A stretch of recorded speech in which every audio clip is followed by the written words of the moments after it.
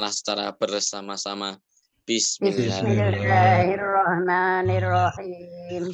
Seperti biasa Bapak Ibu, malam hari ini sebelum kita memulai kajian, ada sambutan dan prakata yang malam hari ini akan disampaikan oleh Ibu Ria, nggih.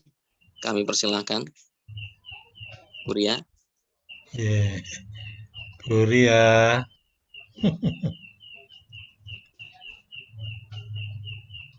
Assalamualaikum. Kapur tuh Mas. Oh, begitu. Monggo Bu Ria. Waduh. Selamat nuwun Mas Afdal. Ya, Assalamualaikum warahmatullahi wabarakatuh. Waalaikumsalam warahmatullahi wabarakatuh. Lihat wajahnya. Alhamdulillahirabbil alamin. Wassalatu wassalamu ala asrofil anbiya'i wal mursalin wa ala alihi washabihi ajmain amma ba'du. Bapak-bapak, ibu-ibu kalian yang berbahagia dan semoga semua pinaringan sehat sedaya. Ya alhamdulillah pada malam hari ini kita diberi rahmat oleh Allah untuk bertemu di dalam pengajian Muhammadiyah with you, sehingga kita pada malam hari ini bisa nanti akan belajar bersama, mengkaji bersama. Matur nuwun pada Mbak atau Bu, saya manggilnya ya, Mbak untuk waktunya ya. Bu, nanti akan berbagi pada kita semua. Kemudian yang juga saya Pak Pur nih senior saya. Sebetulnya Pak Pur seharusnya ini. Mungkin saya tidak akan panjang lebar bahwa hanya menyampaikan bahwa pengajian ini setiap malam akan selalu rutin, insya Allah akan selalu kita laksanakan sampai kapanpun ya Pak Pur ya, karena di sini kita bersilaturahmi, belajar dan segala macamnya kita adakan di sini, baik dengan tema kesehatan, psikologi maupun agama. Ini yang ke 185 ya Pak Pur ya pengajiannya. Kalau 5 apa 6 ya? Ya, kalau enggak 185, 86 gitu. Nanti semoga apa yang nanti disampaikan Bu Mbak Zahra bisa bermanfaat bagi kita semua. Semoga Bapak Ibu yang masih di shelter atau yang isolasi semoga segera sehat dan semakin bermanfaat untuk umat, dan kita yang sehat juga semakin sehat dan berguna juga bagi saudara kita. Sekian dulu dari saya. Assalamualaikum warahmatullahi wabarakatuh. Waalaikumsalam warahmatullahi wabarakatuh. Terima kasih kepada Ibu Ria yang juga telah memberikan sambutan dan prakatanya dan juga setia mendampingi kita setiap malamnya. Baik, berikutnya Bapak Ibu, malam hari ini kita memasuki ruang kajian. Tema kita malam hari ini yakni 3 cara menuju kedamaian di masa pandemi COVID-19 yang akan diisi oleh Ibu Zahro Farisna Rohmadani, MPSI. Kepada Ibu Zahro kami persilahkan. Baik, terima kasih Mas Afdol.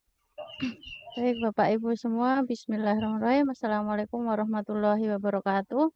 Waalaikumsalam warahmatullahi wabarakatuh.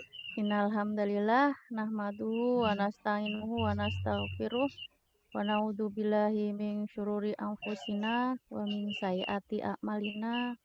May yahdihillahu fala mudhillalah wa may yudlilhu fala hadiyalah. Asyhadu alla ilaha illallah wa asyhadu anna Muhammadan abduhu wa rasuluh. Allahumma sholli ala Muhammad wa ala ali Muhammad. Alhamdulillah ya Bapak Ibu semua, di kesempatan malam hari ini kita bisa bertemu ya, bertatap muka meskipun di ruang virtual Zoom begitu.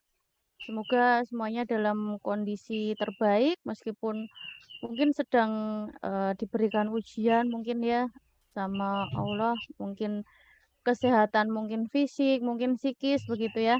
Apalagi memang di masa pandemi COVID seperti ini, yang diserang itu tidak hanya fisik saja gitu ya. Karena ada COVID kemudian banyak berdampak ke banyak sisi kehidupan gitu yang lain. Izinkan saya sambil share screen ya Bapak Ibu. Terima kasih untuk Bapak Purwadi, kemudian Ibu Ria, dan saya juga menyapa Bapak Ibu di sini semuanya yang sudah berkenan untuk hadir di ruang virtual ini. Nah, ini sebenarnya saya kok agak merasa inferior begitu ya Bapak Ibu kalau misalnya dianggap ini sebagai pengajian begitu, karena memang yang akan saya sampaikan ini lebih banyaknya ke hal-hal yang sifatnya psikologis seperti itu, dan memang saya juga masih belajar begitu ya untuk mengintegrasi, apalagi integrasi ya Bapak Ibu, interkoneksi aja gitu ya ini. Bismillah nggih. Nah, yang akan saya sampaikan mungkin sudah terlihat ya? Sampun, sampun. Nggih. Alhamdulillah. Sudah. Mungkin bisa di slideshow ya, Oh Dik ya, Zahra. nggih, Bu Nita. Nah, ini yang akan saya sampaikan karena mungkin sedikit ada wawasan di sini begitu ya Bapak Ibu, tetapi saya hanya sekedar sharing aja karena mungkin Bapak Ibu sudah jauh lebih keren gitu ya pengalamannya apalagi begitu. Nah, ini mengenai 3 cara menuju kedamaian. Meskipun ini saya tuliskan saat pandemi COVID gitu ya atau saat COVID-19, tetapi sebenarnya ini sangat aplikatif meskipun kita tidak sedang dalam kondisi pandemi sebenarnya nggih Bapak Ibu. Nah, untuk PPT-nya sudah saya share ke Bapak Purwadi dan juga Bu Nita, nanti bisa di-share oleh beliau berdua begitu. Nah, yang akan saya sampaikan ini sebenarnya dalam tanda kutip semacam ramuan begitu ya dari beberapa brief terapi kalau dalam psikologi ya atau terapi-terapi singkat terutama dengan metode NLP atau Neuro Linguistic Programming dan juga ada hipnoterapinya begitu. Baik Bapak Ibu dan juga rekan-rekan semuanya. Nah, ini kita ke 3 langkah sederhana dulu untuk melepaskan emosi negatif dengan mudah dan efektif begitu ya. Seperti yang memang sering ya mungkin pernah juga, kalau nggak sering ya setidaknya pernah begitu ya Bapak Ibu, mungkin kita merasa marah gitu ya, dongkol atau mungkin benci, bahkan mungkin dendam begitu ya. Nah, ekspresi emosi ini sebenarnya merupakan suatu hal yang wajar gitu ya. Kita itu sebenarnya wajar gitu kalau marah karena ada sesuatu yang tidak sesuai dengan aturan maupun kesepakatan. Nah, justru hal tersebut itu menunjukkan bahwa kita itu seorang yang berkomitmen gitu ya dan baik. Kalau misalnya ada yang tidak sesuai aturan atau kesepakatan, tapi kita justru merasa hal itu biasa-biasa saja, mungkin malah justru agak aneh gitu ya Bapak Ibu ya. Nah, sehingga bisa dikatakan kalau sebenarnya kita itu marah karena ada orang yang melanggar gitu ya aturan atau kesepakatan gitu, itu sebenarnya justru tanda bahwa kita itu orang yang baik begitu. Nah, tetapi jika marah atau hal tersebut itu diekspresikan dengan cara yang negatif, ini yang akhirnya dapat berdampak buruk begitu bagi diri kita sendiri maupun juga orang lain. Nah, emosi ini dikategorikan negatif jika diekspresikan tidak pada tempatnya. Contohnya ya Bapak Ibu ya. Mawar, ini sebutlah mawar gitu ya. Mawar itu sangat marah pada sahabatnya karena curang dan menipu dirinya dalam bisnis yang mereka berdua jalani begitu. Nah, marah di sini itu merupakan suatu hal yang wajar karena perbuatan ini merugikan pihak lain begitu. Tapi kalau sampai 2 tahun, bahkan 5 tahun, 10 tahun dan seterusnya, mawar ini masih menyimpan amarah gitu ya, dendam. Bahkan ketika hanya mendengar nama temannya ini sudah ada respon negatif gitu ya, udah kesel banget gitu ya rasanya, pengen marah. Nah, ini yang disebut emosi ini tidak pada tempatnya begitu. Nah, ada salah satu buku ya yang ditulis oleh Stephen Covey dalam buku Seven Habits. Ini dijelaskan bahwa ada 3 area kontrol dalam hidup manusia. Yang pertama di luar kontrol, yang kedua di dalam kontrol, dan yang ketiga itu di dalam pengaruh. Nah, Bapak Ibu dan juga rekan-rekan semua, kita bahas satu persatu ya di sini. Masa lalu. Nah, masa lalu ini sesuatu yang terjadi sudah di area di luar kontrol kita begitu, karena sudah tidak bisa diubah lagi gitu ya. Fokus terhadap masa lalu ini kita hanya akan membuang energi positif kita gitu ya. Kita menurunkan citra diri kita, kemudian juga tidak memperbaiki apapun gitu ya. Kalau kita sering-sering melihat masa lalu justru jadi mungkin sedih sendiri gitu ya, suka merenung-merenung tidak jelas begitu dan mungkin bisa jadi malah justru kena depresi gitu ya Bapak Ibu.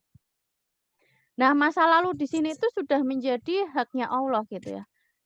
Kita tidak bisa lagi mengubah masa lalu dan kita memang harus yakin ya Bapak Ibu bahwa segala sesuatu yang telah terjadi dalam hidup kita itu pasti diizinkan oleh Allah untuk terjadi. Artinya apa? Artinya itu baik gitu untuk kita. Meskipun mungkin dalam kenyataannya kita agak susah gitu ya ketika melewati cobaan-cobaan atau ujian yang Allah berikan kadang itu gitu. Nah, tapi kita diberikan peluang sebenarnya untuk mengambil hikmah atau juga pelajaran gitu ya dari masa lalu itu dan memanfaatkannya untuk menghadapi situasi yang sama di masa kini atau mendatang. Nah, Bapak Ibu semua di dalam psikologi itu salah satu teoretikusnya ya di mazhab atau aliran humanistik itu ada salah satu tokoh namanya Viktor Frankl yang juga kalau kita tarik ke dalam Islam gitu ya, itu kan teori barat ya, kalau kita tarik ke dalam Islam sebenarnya match dengan ini gitu ya, relate gitu. Karena beliau itu salah satu teorinya adalah logoterapi atau terapi makna. Jadi mengambil makna dari setiap peristiwa yang terjadi dalam hidup kita. Nah, kalau misalnya kita berhasil ya, Bapak Ibu semua, kalau kita berhasil memaknai secara positif apapun yang terjadi dalam hidup kita, tentu rasanya tuh damai banget gitu ya hidup kita itu. Nah, baik, kemudian area yang kedua. Nah, area yang kedua ini adalah area di dalam kontrol. Contohnya adalah diri kita sendiri misalnya ya. Emosi kita ataupun keputusan-keputusan tertentu. Nah, itu semuanya berada dalam kontrol kita, seperti itu. Kita bisa mengubah diri kita gitu ya. Meskipun ada orang yang bilang bahwa personality atau kepribadian itu sangat susah diubah gitu ya. Nah, itu memang sebenarnya nggak salah juga gitu. Tapi kalau kita mau mengubah diri kita jadi lebih positif, tidak ada yang mustahil gitu ya Bapak Ibu ya. Nah, kita juga bisa memilih ya untuk lebih memaafkan, mungkin juga lebih bersabar gitu, lebih ikhlas, lebih bisa berkata-kata yang lebih baik gitu ya, melakukan perbuatan yang baik dan juga memilih teman-teman yang baik begitu saya kira. Jadi memang ini area-area di dalam kontrol kita sendiri, kita bisa sangat mengontrolnya. Contohnya misalnya ya, kita di suatu tempat ya, yang mungkin ramai gitu, misalnya stasiun gitu ya. Nah, kita sedang duduk-duduk misalnya, kemudian ada orang nih yang tiba-tiba tuh memaki-maki kita gitu ya, kalau bahasa Jawanya unek-unek kayak gitu. Kita nggak kenal orang itu gitu. Nah, ini kira-kira ada di area yang mana gitu. Kalau saya bilang sih ini masih di area di dalam kontrol kita gitu. Karena apa? Ini kaitannya dengan diri kita sendiri gitu ya, bagaimana kita mengelola emosi kita gitu. Ada kok orang-orang tertentu tuh yang ketika ada orang memarah-marahi dirinya itu biasa saja gitu ya, dia bisa sangat sabar gitu. Tapi ada juga yang orang kemudian cepat gitu ya, emosinya emosi negatifnya itu naik begitu. Jadi ini, area di dalam kontrol. Nah kemudian area yang ketiga ini adalah, area di dalam pengaruh kita. Jadi bukan sangat bisa kita kontrol, tapi bisa kita pengaruhi begitu. Contohnya masa depan. Masa depan itu kan sebenarnya ya kadang nggak bisa mengontrol ya. Contohnya, eee, dulu ya waktu saya kuliah itu waktu S2. Waktu kuliah S2 itu pengennya ya lulus cepat gitu ya, bisa 3 tahun, maksimal 3,5 gitu ya. Karena memang ini ya Bapak Ibu kalau, psikolog itu kan S2-nya plus begitu, ada S2-nya dan ada psikolognya gitu. Jadi kalau untuk lulus 2 tahun memang nggak mungkin karena 2 tahun itu baru S2-nya saja begitu. Jadi ya paling cepat itu 3 tahun gitu. Nah tapi kalau ini masih masa depan ya hitungannya karena saya dulu belum lulus gitu, baru lulus menjadi seorang psikolog, belum lulus S2-nya, artinya tesisnya begitu ya Bapak Ibu. Nah waktu itu saya sangat pengen ya lulus cepat, kemudian bisa segera bekerja begitu, kemudian mungkin mendapatkan pasangan begitu. Atau mungkin juga, beberapa di antara kita itu ada yang sangat pengen mendapatkan anak begitu ya, karena sudah beberapa tahun menikah tapi kemudian belum bisa. Nah ini artinya kan area yang masih di dalam pengaruh kita, tidak benar-benar di dalam kontrol kita begitu ya. Mungkin masa depan, mungkin pasangan, anak, keluarga, mungkin juga tetangga gitu ya, kita nggak bisa ya, memilih tetangga kita atau mungkin pengen tetangga kita itu, seperti ini gitu, berperilaku seperti ini. Atau kita memilih murid kita harus menghargai misalnya, kalau sama guru itu ya yang sopan misalnya, kita nggak selalu bisa seperti itu ya, tetapi memang bisa dipengaruhi ya, atau mungkin juga nasib ya Bapak Ibu ya. Nah ini dalam pengaruh gitu ya, tetapi tidak benar-benar, bisa dikontrol. Nah, poin pentingnya adalah jika kita baik, maka mereka semua itu juga bisa gitu ya, terpengaruh menjadi baik, meskipun mungkin jalannya berliku gitu. Dan begitu juga sebaliknya gitu ya Bapak Ibu. Kalau misalnya kita itu, mungkin perilakunya, mungkin tingkah laku, sikap kita mungkin lebih cenderung ke negatif, nah itu semua contoh-contoh itu juga bisa terpengaruh gitu ya, menjadi sesuatu yang negatif juga begitu. Nah kemudian sikap terbaik kita gitu ya dalam menghadapi ketiga area tersebut ini adalah memang kita, mesti ikhlas gitu ya, ikhlas menerima semua hal yang berada di luar kontrol. Jadi yang di luar kontrol, yang masa lalu itu memang harus kita terima gitu ya, kita terima dengan ikhlas biar kita itu juga rasanya bisa damai. Memang ini sesuatu yang mudah diucapkan tapi, beberapa memang susah mengaplikasikan gitu ya Bapak Ibu. Nah kemudian kita juga bisa berusaha dengan sungguh-sungguh untuk mengubah menjadi lebih baik terhadap semua hal yang berada di dalam kontrol. Jadi mungkin diri kita sendiri gitu ya, emosi kita itu kan masih berada di dalam kontrol kita gitu ya. Dan kita bisa fleksibel terhadap hal yang berada dalam area pengaruh gitu, area yang bisa kita pengaruhi. Nah contohnya ketika saya menghadapi waktu, tesis saya ya, memang itu sangat menurut saya, luar biasa ya effort yang harus saya keluarkan gitu ya Bapak Ibu, karena pengennya tuh begini gitu ya, tapi kok sangat susah gitu. Bahkan, eee, ya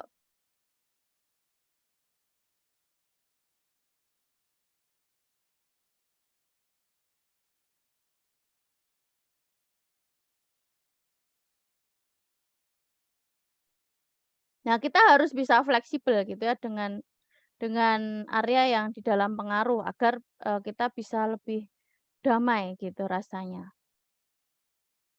Nah, kemudian kita, sedikit membahas mengenai emosi nggih, Bapak Ibu. Nah, emosi ini berada dalam area kontrol kita. Bagaimana cara kita mengendalikan emosi dan menjadi tuan atas emosi kita. Nah, ini sangat menarik gitu ya, Bapak Ibu, karena emosi ini kadang beberapa orang, kurang bisa mengontrol ya, apalagi kalau sudah ruwet gitu ya, banyak masalah gitu, dihimpit mungkin, banyak tuntutan juga seperti itu, jadi kadang, merasa bahwa emosi ini tidak bisa kita kendalikan gitu. Nah, ini 3 cara efektif untuk melepaskan emosi negatif dengan mudah dan efektif ya Bapak Ibu, seperti yang ada di judul tadi gitu. Yang pertama adalah ubah kata-kata gitu. Kemudian kita juga bisa mengubah gerak gitu, ubah fokus yang ketiga. Nah, kita bahas satu persatu nggih. Jadi, kita itu sering banget ya ngomong ke diri kita sendiri gitu, self talk gitu. Nah, kata-kata ini dia diucapkan di lisan maupun di dalam hati kita sendiri itu sangat besar pengaruhnya terhadap emosi kita gitu. Kata-kata yang positif itu akan memicu emosi yang positif juga dan juga sebaliknya. Contohnya, kadang beberapa orang tuh mengatakan ya ke diri sendiri gitu ya, misalnya dasar nggak berguna gitu ya, atau mungkin dasar bodoh gitu ya. Nah, contoh kalimat yang seperti ini kan negatif nggih Bapak Ibu. Ini dapat menjadi bahan dasar yang baik gitu loh ya, sangat bagus untuk membuat suasana juga negatif gitu dalam hati gitu. Nah, emosi negatif ini lebih besar diakibatkan oleh kata-kata yang berkecamuk dalam dada itu tadi ya, self talk atau, omong-omong kita dengan diri kita sendiri begitu, sehingga memicu pembayangan yang juga negatif seperti itu. Nah, supaya menjadi lebih positif, juga tenang dan terkendali itu sangat penting bagi kita mengubah kata-kata kita itu menjadi lebih positif. Contohnya, "Kamu itu baik." Nah, ini ke diri sendiri ya, "Kamu hebat." Gitu. "Kamu itu anugerah yang terindah." Misalnya. Atau mungkin juga kalimat ya, "Ya Allah, saya ridho, saya ikhlas." Gitu misalnya. "Maafkan saya, maafkan dia."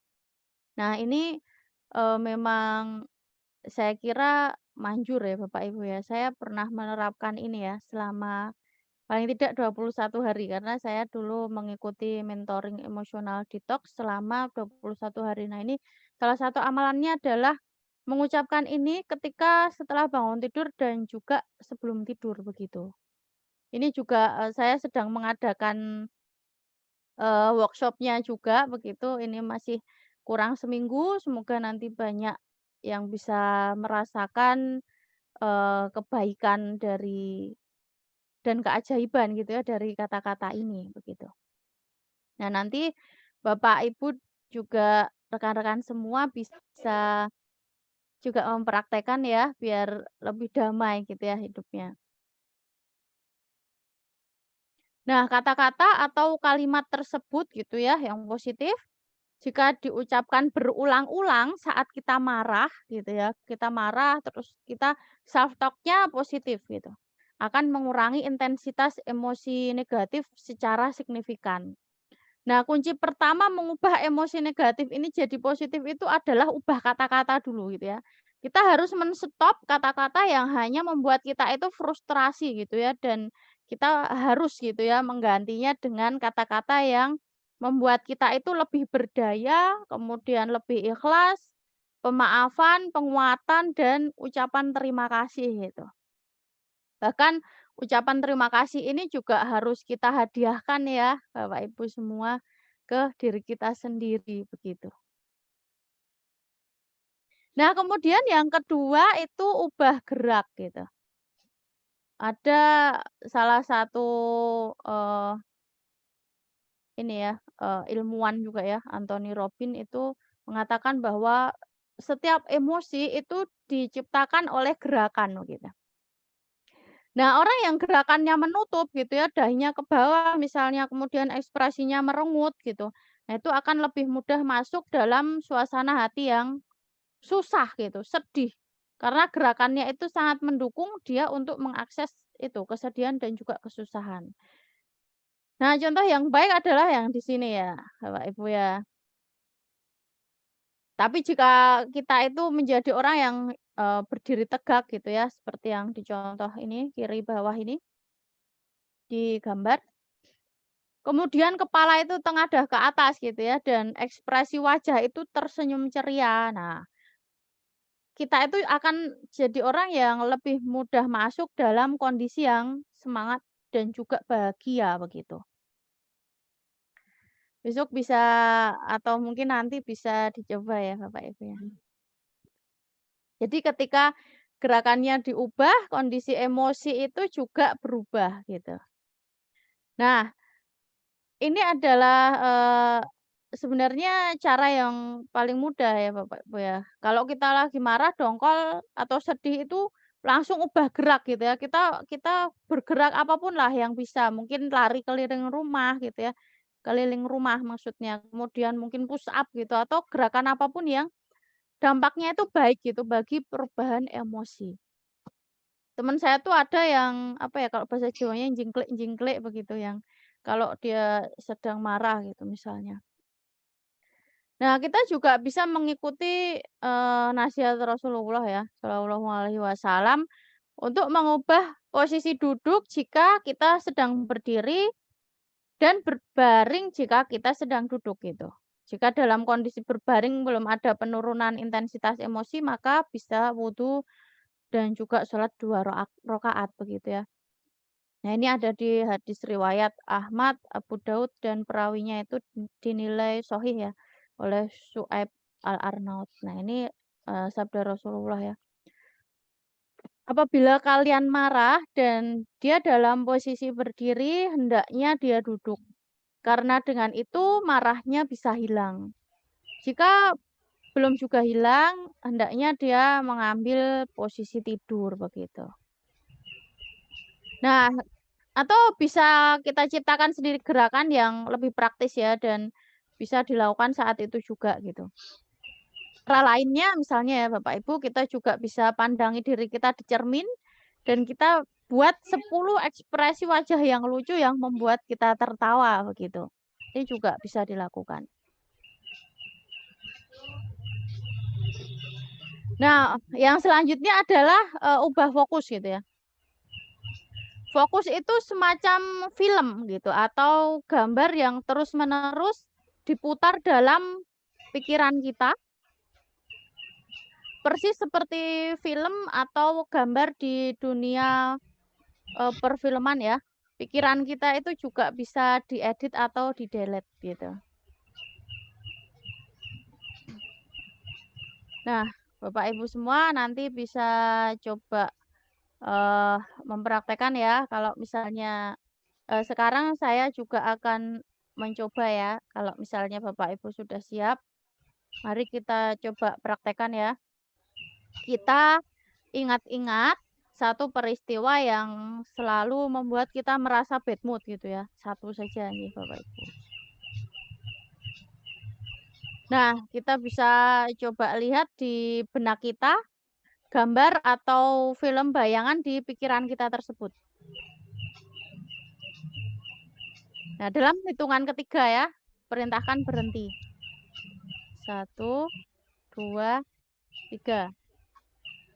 Nah, sekarang Bapak Ibu bisa buat film yang sudah dibuat berhenti tadi berubah warna menjadi hitam putih. Nah, sekarang buat bercak-bercak hitam di gambarnya dan buat gambarnya itu tidak jelas atau ngeblur. Lalu Bapak Ibu bisa memberi bingkai. Nah, kemudian buat gambarnya itu semakin mengecil, semakin kecil, menjauh, menjauh, jauh dan wush hilang dibakar matahari gitu ya. Nah, nanti bisa dipraktekkan ya Bapak Ibu karena PPT-nya sudah saya share. Nah, kita tidak bisa merasakannya kalau tidak praktek memang. Ini harus praktek begitu. Nah, ini mungkin cukup sekian ya dari saya biar nanti bisa ada sesi untuk mungkin tanya jawab begitu ya. Saya kembalikan ke Mas Afdol. Kiranya dari saya cukup sekian. Mohon maaf bila ada kekurangan ya Bapak Ibu. Waktu saya kembalikan ke Mas Afdol. Monggo Mas Siap. Afdol. Baik. Terima kasih kami ucapkan kepada Ibu Zahro atas sharing-sharingnya ya. Lebih tepatnya enggak apa-apa Bu. Kalau memang kajian terlalu inferior. Sharing-sharingnya malam hari ini. Iya Mas, betul. Tentunya memberikan kita informasi baru, pengetahuan-pengetahuan baru yang bisa saling kita konfirmasi bersama-sama, pengetahuan kita bersama, sehingga menambah hasanah keilmuan kita. Berikutnya Bapak Ibu, kami persilahkan jika ada pertanyaan.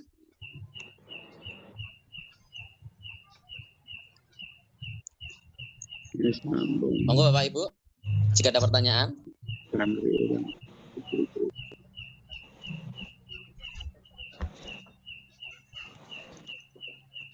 Monggo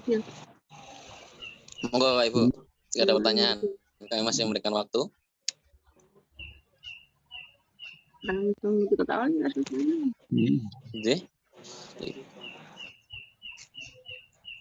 Oke, jika belum ada, maka saya mohon izin bertanya aja, Ibu Zahro. Di chatting juga, di chat room ada. Jika belum ada, saya yang tanya aja.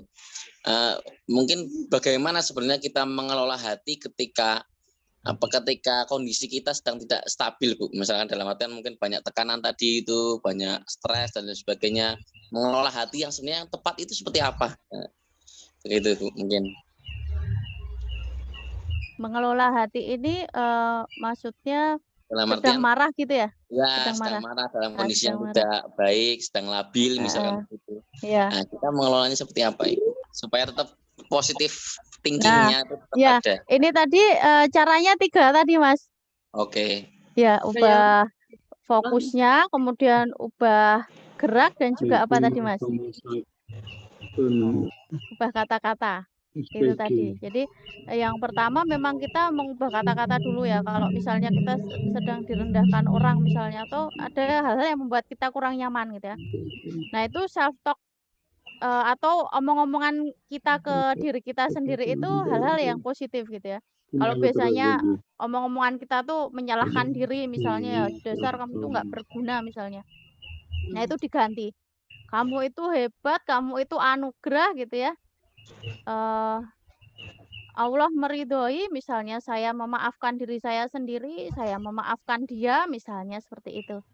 Itu yang ubah kata-kata, kemudian ubah gerak. Nah, kalau misalnya kita sedang rasanya nggak nyaman, kalau ketika ubah kata-kata kok masih agak nggak nyaman ya, kita bisa mengubah gerak. Nah, seperti yang tadi saya contohkan ya, Mas, gampangnya itu mungkin kita bisa lari keliling rumah gitu ya, atau mungkin push up. Kalau teman saya tuh apa ya, loncat-loncat gitu ya. Dulu di kamar kos itu loncat-loncat kayak gitu. Dan itu saya kira sudah bisa menjadikan hal-hal yang kurang nyaman itu jadi rilis gitu ya. Beberapa yang mungkin membuat kita marah tuh jadi agak banyak yang menjadi lebih positif gitu ya emosinya. Kita juga bisa mengangkat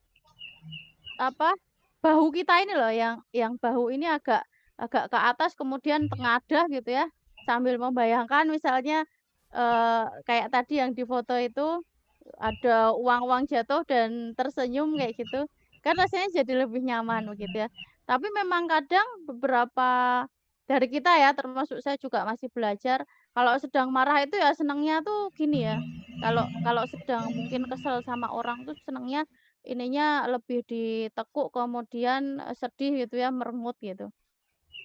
Seperti itu. Kemudian yang ketiga ubah fokusnya atau film yang ada di pikiran kita itu diubah, bahkan bisa di-blur seperti tadi yang apa kita praktekkan gitu ya. Mungkin Bapak Ibu ada yang sudah mempraktekkan begitu. Begitu saya kira, Mas Afdol. Baik, Ibu. Nah, oke. Ini ada di kolom chat ini sudah ada pertanyaan. Nah, kebetulan saat ini dari Ibu Andita ya. Kebetulan saat ini saya sedang mengikuti mentoring yang diadakan oleh Bu Zahro. Saya pernah mempraktekkan pemutaran film yang di pikiran. Nah, tapi kadang memang terdistraksi, jadi susah fokus, malah pikiran jalan kemana-mana. Bagaimana caranya agar metode tersebut tidak mudah terdistraksi, Bu? Bisakah efektif untuk menambah emosi kita? Iya. Ya, saya langsung jawab ya, Mas Iya, Abdul. Wah, ini Bu Dita ini rekan saya ya di Psikologi Unisa. Beliau juga luar biasa, saya kira besok insya Allah menemani di pesantren Covid hari Kamis ya, Bu Nita ya. Nah, memang Bu Andita ini juga salah satu pembelajar sejati ya Bapak Ibu. Jadi mengikuti mentoring gitu. Mentoring yang saya juga dulu awalnya ikut, terus kemudian saya membuat gitu ya. Nah, ketika mempraktekkan pemutaran film ini tadi yang di pikiran ya, kadang terdistraksi begitu ya. Jadi susah fokus, malah pikiran jalan kemana-mana gitu. Nah, memang untuk beberapa orang mempraktekkan metode ini harus di ruangan khusus ya, Bapak Ibu. Artinya kita sedang sunyi, senyap gitu sendiri, dan juga kalau pas semesta juga ikutan sunyi senyap tuh di sepertiga malam terakhir ya. Makanya memang Allah juga banyak mengabulkan doa-doa yang dipanjatkan oleh hambanya itu di sepertiga malam terakhir. Memang karena kalau kita lihat ya dari sisi gelombang otak ya, ini di kajian hipnoterapi biasanya itu kita itu sedang di gelombang otak yang memang sangat rileks gitu ya di sepertiga malam terakhir itu. Sehingga kalau kita memanjatkan doa-doa itu, ya Allah mudah kabulkan gitu. Karena memang kita sudah apa ya, doa itu kan sebenarnya yang pertama doa itu menuntun perilaku gitu ya. Yang kedua, ketika kita berdoa sedang dalam kondisi trans gitu ya, antara kita itu tidur tapi juga enggak tidur gitu ya. Tapi kita itu kayak bangun juga kayak melayang-layang gitu ya. Artinya memang itu sedang dalam kondisi otak yang sangat baik gitu ya untuk misalnya belajar. Belajar itu juga bagus ya ketika dilakukan sepertiga malam terakhir. Berdoa itu juga. Jadi Allah tuh lebih mudah gitu ya untuk mengabulkan karena kita sendiri tuh yakin gitu. Kita dalam kondisi yakin bahwa itu tuh akan lebih akan dikabulkan gitu oleh Allah. Sehingga kalau menurut saya ya, Bu Dita, saya juga masih belajar.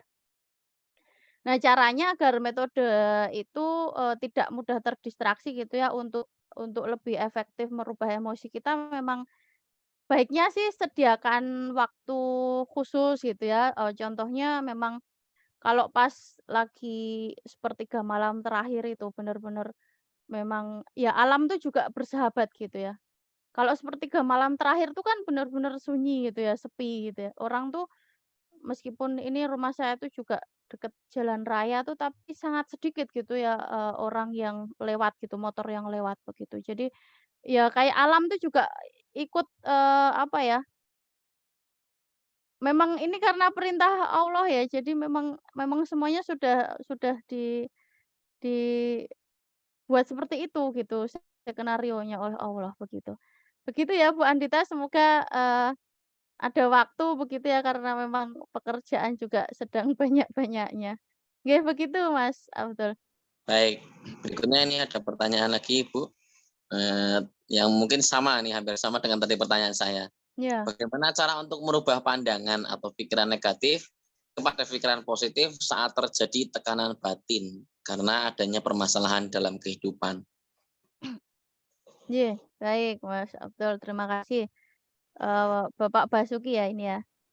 Nggih. Memang kalau, yang saya share di sini itu 3 hal tadi nggih, Pak. Mungkin Pak Basuki tadi masuknya mungkin ini ya, agak mungkin telat atau bagaimana, nanti bisa di-share PPT-nya oleh mungkin Bapak Purwadi atau Bu Nita begitu. Nah, kalau yang saya share memang 3 hal tadi. Jadi kita bisa mengubah kata-kata. Kalau kata-kata itu biasanya terutama self talk ya atau omong-omongan diri kita ke diri kita sendiri itu negatif, kita bisa ubah menjadi kata-katanya yang lebih positif begitu. Yang kedua ubah gerak. Nah, kalau lagi sedih, marah tuh kan biasanya geraknya seperti itu, langsung kita ubah gerak gitu ya, terserahlah bagaimanapun geraknya gitu. Atau mungkin kalau, lebih mudah misalnya bercermin kemudian kita membuat, muka kita itu, menjadi muka orang yang lucu gitu ya misalnya 10 model gitu misalnya, itu juga bisa. Kemudian ubah fokusnya. Jadi kalau kalau film yang kita putar itu yang menyebalkan gitu ya, ini kita ubah menjadi itu tuh hilang gitu. Nanti bisa, monggo Bapak Ibu praktekkan kembali ya, ada di PPT. Nah, kalau misalnya cara yang lain ya Pak Basuki ya, yang saya terapkan, kalau kita sedang berpikir negatif ya, eee, mungkin berpikiran negatifnya itu karena beban di masa lalu misalnya atau mungkin barusan atau mungkin masa lalu gitu ya, tapi memang itu masalah gitu ya, masalah dalam hidup kita itu membuat kita tidak nyaman gitu. Ya kita kembali sudah ada yang membuat skenario gitu ya. Artinya kalau memang itu sesuatu di masa lalu, itu kan di luar kontrol kita. Jadi memang itu diizinkan oleh Allah untuk terjadi gitu dalam hidup kita dan pasti Allah sudah menakar bahwa kita itu mampu melalui itu semua dan yakin bahwa memang yang terjadi itu tidak kebetulan gitu, terjadi karena memang diizinkan oleh Allah untuk terjadi begitu. Begitu nggih, Pak Basuki? Nggih, ini Bu, berkaitan dengan kami kan sehari-hari ngadepin pasien gitu.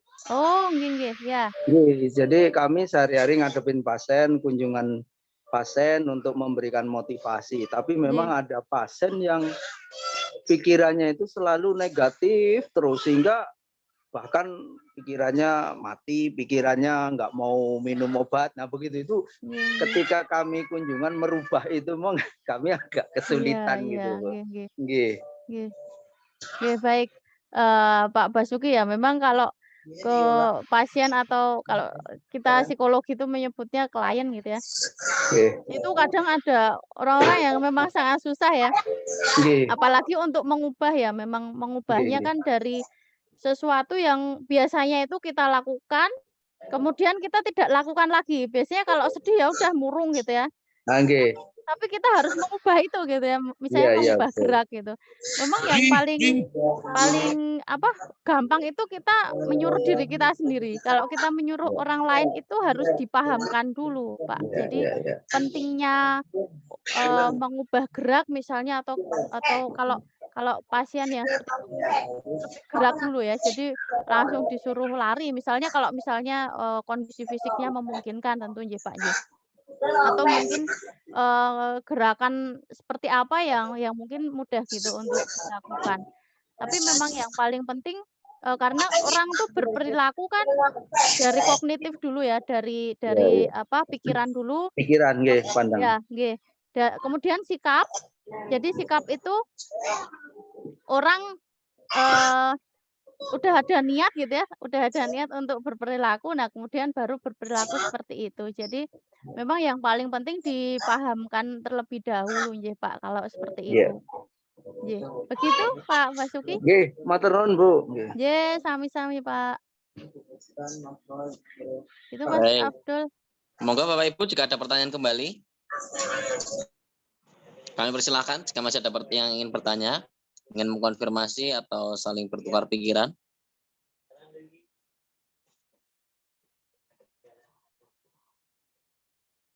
Baik, jika tidak ada, kami ucapkan terima kasih kepada Ibu Zahro atas sharing-sharingnya dan jawaban dari berbagai macam pertanyaan malam hari ini.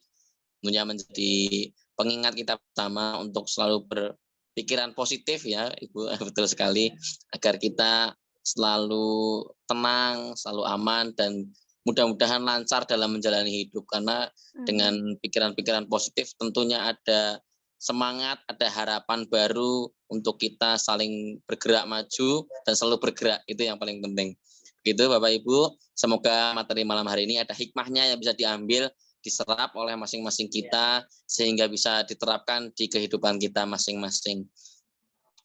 Marilah kita akhiri kajian kita malam hari ini dengan mengucap hamdalah secara bersama-sama. Alhamdulillahirabbil alamin.